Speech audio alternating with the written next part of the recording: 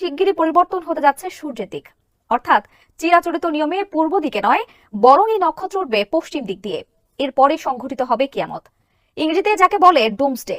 সম্প্রতি বিজ্ঞানীরা স্বীকার করেছেন সূর্য পশ্চিমে উঠে পূর্বে ডোবার সময় ঘনিয়ে আসছে। ১৪০০ বছর আগে নাজিল হওয়া কুরআন আর শেষ নবী ও রাসূল হযরত মুহাম্মদ সাল্লাল্লাহু আলাইহি ওয়াসাল্লামের বিবরণে এসেছে এমন অসংখ্য সতর্কতা। বলা হচ্ছে পশ্চিম আকাশে সূর্য ওঠা কিয়ামতের অন্যতম বড় আলামত। হযরত আবু হুরায়রা রাদিয়াল্লাহু তাআলা আনহু থেকে বর্ণিত, মহানবী হযরত মুহাম্মদ সাল্লাল্লাহু আলাইহি ওয়াসাল্লাম বলেছেন, পশ্চিম দিক থেকে সূর্য না ওঠা পর্যন্ত কিয়ামত সংঘটিত হবে না, এবং যখন তা উঠবে এবং লোকেরা তা দেখবে তখন তারা সবাই বিশ্বাস করবে। অর্থাৎ পশ্চিম দিকে সূর্য ওঠার পরপরই চিরতরে বন্ধ করে দেওয়া হবে তওবা কবুলের দরজা। কেউ তখন ঈমান আনলেও তার গ্রহণযোগ্য হবে না।